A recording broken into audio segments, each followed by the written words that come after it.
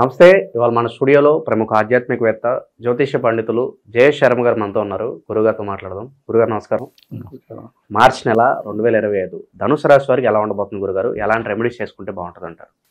శ్రీ గురుభ్యో నమః. శ్రీ మహాగణాధిపతే నమః. శ్రీ మహాసరస్వతి నమః. ఓం శ్రీమాత్రే నమః. ధనుసు రాశి వారి పరిస్థితి చూసినట్టయితే పాల్గొన మాసంలో ముఖ్యంగా వీరికి మూల నక్షత్రం 4 పాదాలు, పూర్వాషాఢ నక్షత్రం 4 పాదాలు, ఉత్తరాషాఢ నక్షత్రం 1వ పాదం ధనుసు రాశికి.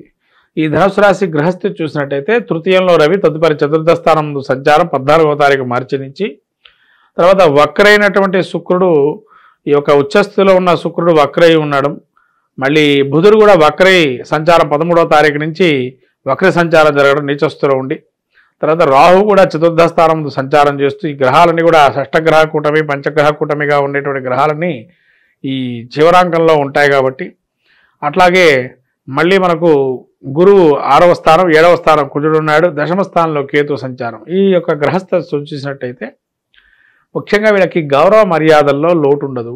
ఎక్కడికి వెళ్ళినా వీళ్ళకి మళ్ళీ హంగు ఆర్భాటాలు, అనేక రకాలైనటువంటి ఒక రాజప్రాసాదాలకి ఎట్లయితే మంచి గౌరవ మర్యాదలు ఉంటే అలా ఆ విధంగా ఉంటాయి. బంధుమిత్రాదులతో కూడా మంచి గౌరవప్రదంగా ఉంటుంది, ఆదరణ బాగా పొందుతారు. స్నేహంలో కూడా కొత్తమైనటువంటి స్నేహాలు కలగటం, వాటి పరిచయాలు ఏర్పడటం, ఆ స్నేహం కూడా కొంతమందికి మీరు అన్నట్టుగా ప్రేమ, వాత్సల్యం, అభిమానం వంటి పదాలకి అర్థాలు దొరికే అవకాశం కూడా ఈ ధనుసు రాశి వారికి ఇక్కడ కలుగుతుంది. తర్వాత నూతన స్నేహాలు లాభంగా ఉంటాయి. ఆనందోత్సాహాలకి ఎక్కడా లోటు ఉండదు. ఎందుకంటే వీళ్ళని చూడంగానే ఒక వాత్సల్యం, ప్రేమ భావన, మిత్రత్వం ఇటువంటి వారితో చెయ్యాలి అనే ఒక మంచి భావంతో ఉంటాయి. కుటుంబంలో కూడా వీళ్ళకి పేరు ప్రఖ్యాతలు బాగా ఉంటాయి. అట్లానే వీళ్ళకి ఏదైతే కోల్పోయినటువంటి ధనం ఉందో ఆ ధనం తిరిగి రావటానికి కొంతవరకు అవకాశం ఉంది. ఎందుకంటే వీళ్ళు కొన్ని చోట్ల పెట్టుంటారు ధనాన్ని, ఎప్పటికో మనం తీసుకోవచ్చనో, లేదైనా ఒక స్థలం కొని పెట్టడమో, దాన్ని అమ్మితే ధనం వస్తుంది కదా అని. ఇప్పుడు వీళ్ళకి కొద్దిగా మంచి ఆదరణ ఉంటుంది, లాభం ఉంటుంది. పెట్టిన ధనానికి కొద్దిగా రెట్టింపు ధనం వచ్చే అవకాశం, కాబట్టి లాభం అనేది గోచరిస్తుంది.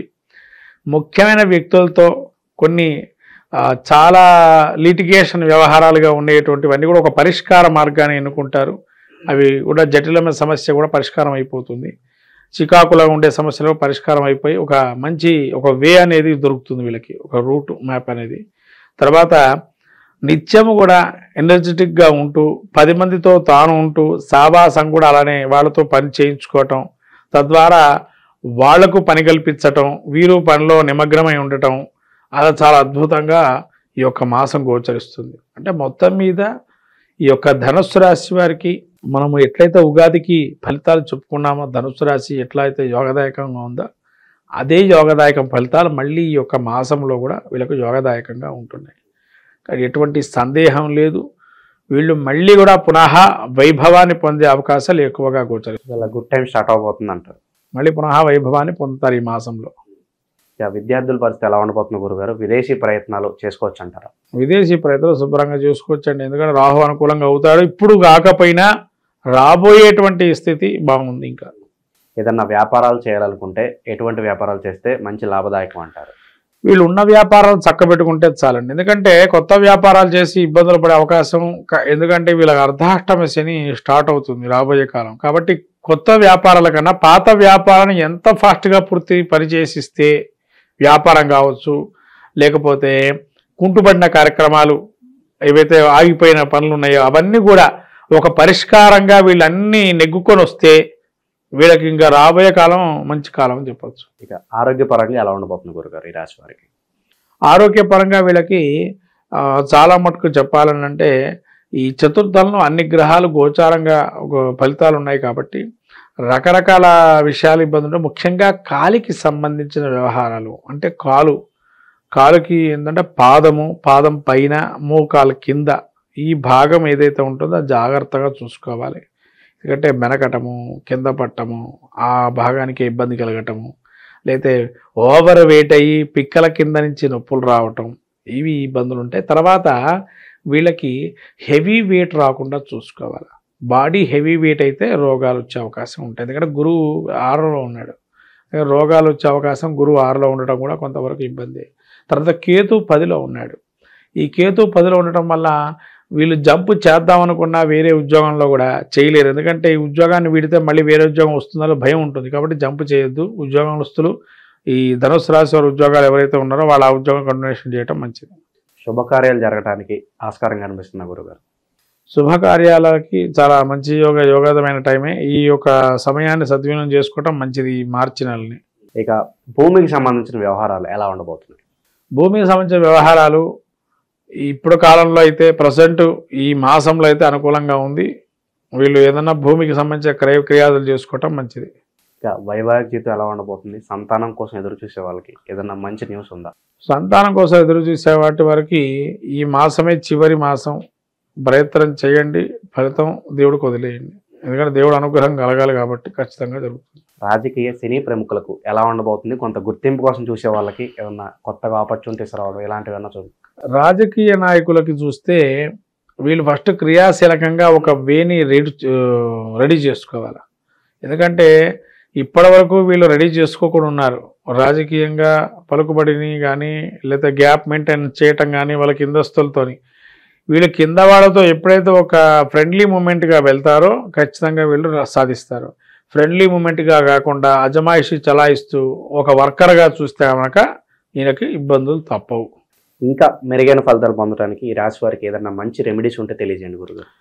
మీరు ముఖ్యంగా ప్రతి శనివారం వెంకటేశ్వర స్వామి గుడికి అర్చన చేసుకోవటం, తర్వాత వెంకటేశ్వర స్వామికి దీపారాధన చేయటం, తులసిమాల సమర్పణ చేయటం, అట్లానే గణపతికి నిత్యం ఆరాధన చేసుకోవటం వల్ల ఈ యొక్క ప్రతిబంధకాల నుంచి బయటపడతారు. మొత్తం మీద ద్వాదశ రాశులు ఈ యొక్క పాల్గొన మాసంలో మనం చూస్తే ప్రతి రాశి వారికి ఒక్కొక్క ప్రక్రియ చేసుకోవటం వల్ల మెరుగైన ఫలితాలు ఉంటాయి. కాబట్టి ద్వాదశ రాశుల వాళ్ళు మనకు రాబోయే మాసంలో మనకు చెప్పాలంటే లక్ష్మీ జయంతి అంటారు, దాన్నే హోలికా ఉత్సవం అంటారు. మనకు శివపురాణంలో చాలా అద్భుతంగా ఉన్న ఘట్టం రతి మన్మధులు ఏదైతే ఘట్టం ఉంటుందో ఆ ఘట్టాన్ని ఎవరైతే పారాయణ చేస్తారో సకలమైనటువంటి నరదృష్టి దోషాలు పోతాయని మనకు శివపురాణం చెప్పబడుతుంది. కాబట్టి శివపురాణం మనకు ఏదైతే ఉందో అందించిందో కామదహనాన్ని ఏదైతే చేస్తారో ఆ మనకుండేటువంటి కీడుని మొత్తం కూడా దాన్ని తొలగింపజేసేటువంటి ఆ విభూతిని కనుక పెట్టి దానికి ప్రదక్షిణాలు చేసుకొని తద్వారా మనకు సంతానాన్ని కానీ మనకు కానీ మంచి కలగాలని ప్రతి విషయంలోనూ కూడా మనకు మంచి అనుభూతులను ఇవ్వాలని కోరుకోవడానికి ప్రయత్నం చేయండి. కామదహనంలో పాల్గొనండి. అట్లానే లక్ష్మీ జయంతి రోజున ఎవరైతే పౌర్ణమి వేళ జరుగుతుంది ఈ లక్ష్మీ జయంతి రోజు అమ్మవారికి కమలా పూలతో అర్చన చేసుకోవటం, తామర గింజలతో జపం చేయటం, తామర గింజలతో హోమం చేయటం, తేనెతో అమ్మవారికి అభిషేకం చేయటం లక్ష్మీ జయంతి రోజు చాలా అద్భుతంగా ఉంటుంది. ఈ యొక్క ప్రక్రియలు చేయండి.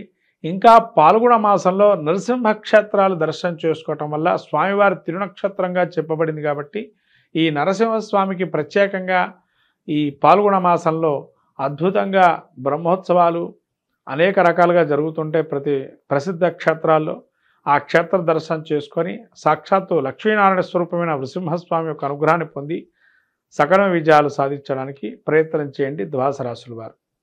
శ్రీమాత్రే నమః.